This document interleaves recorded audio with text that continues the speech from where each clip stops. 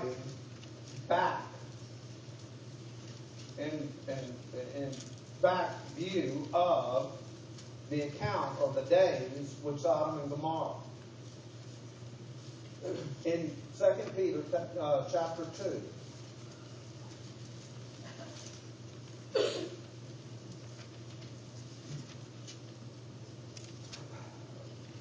You know, it's amazing to me how God has left us a book, and if it's handled right, we can know the Lord. There's no guesswork to it. I watch these programs, these mega churches, and they're having their, they're all about praise and worship. And they're sitting there, and the music's going, and they're raising their hand, and tears are streaming down. They go on there, and the preacher's yakking something up. They get home. Oh, you should have been at our service. The presence of God was there. Well, it wasn't. It was the air conditioner kicking on that you felt. Presence of God? Oh, he stole service at that church and goes, I'm going to attend that church this week. Folks, when I'm ready for the presence of God, I want this vile body changed so I can go before it. I want to be dressed for the occasion. I don't need God's presence with this filthy flesh.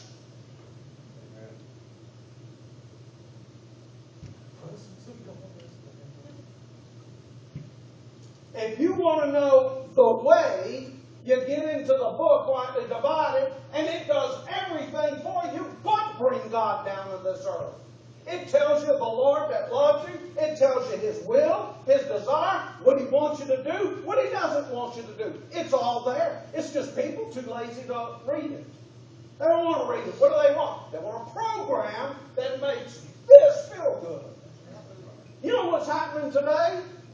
Same thing as the days of Noah. They're being led astray from the way. That's what's going on. Churches fill up, but the way is not there anymore. Look over here in 2 Peter chapter 2. 2 Peter chapter 2, verse 4. In 2 Peter 2, verse 4. For God spared not the angels that sinned, but cast them down to hell, and delivered them into chains of darkness to be reserved unto judgment, and spared not the old law, but saved Noah, a person, a preacher of righteousness, bringing in the flood upon the world of the ungodly, and turning the cities of Sodom and Gomorrah into ashes, condemned them with an overthrow, making them an example unto those that after should live ungodly, and delivered just Lot. Here's Lot, vexed with the filthy conversation of the wicked. For that righteous man, Lot, dwelling among them, Sodom and Gomorrah, in seeing and hearing the mind, vexed his righteous soul from day to day with their unlawful deeds. It never changed the fact that Lot wasn't righteous.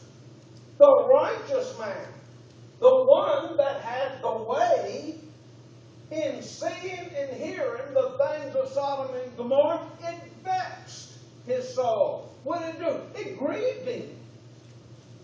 Made him down. He exposed himself to that stuff day in and day out. And don't give me this, well, he was in there to preach. Yeah, right. He didn't even get his wife out. He wasn't preaching. He was intermingling. The consequence from that. But what happened? He saw and he heard those things that those people were doing. And it affected him. That is the conclusion of the matter. It affected him. You know, folks, there's a reason why coming to church is important. There's a reason why.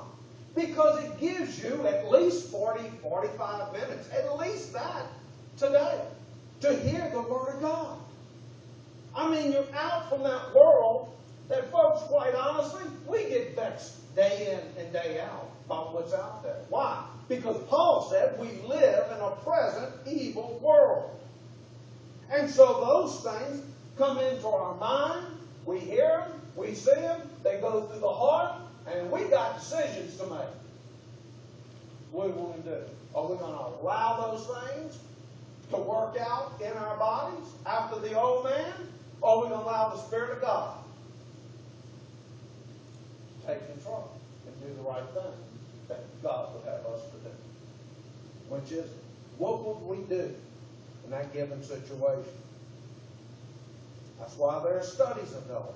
That's why every one of us that'll go home have a Bible available to get us out of this present evil world and all that it shows us, all that it tells us. Folks, you can't watch and follow the news today without having, to some degree, your whole state of emotion being affected. You're not going to get anything good from the news. I mean, that's a corrupt organization. I don't care which one you're talking about. The only news that you're going to get as good is out of the Word of God. You know, I was listening to show you how they operate.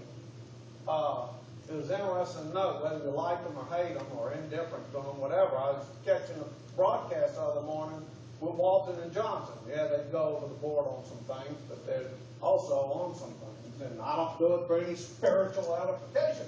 But to show you how the news thing works, they have recorded, and you may have heard, where this liberal group was interviewing this young kid, I think he was 12 years old, where they had a high rate of shootings that took place there, and they had the interview. And so the reporter asked him something to the extent of, well, what do you want to do when you grow up, or what do you think about all this violence? And the reply on the recording was this. It wasn't video, it was audio. The reply was, well, when I get older, I want to grow up and get me a gun. And so they came back and said, you see, the NRA, this is what the reporter said, the NRA is pushing their use of guns, and this is how it's corrupting our society. Well, Walton Johnson had the full context of the program. And so when he said, that kid said, yeah, when I grow up, I want to get a gun. The reporter said, well, why do you want to get a gun? You know what the kid said?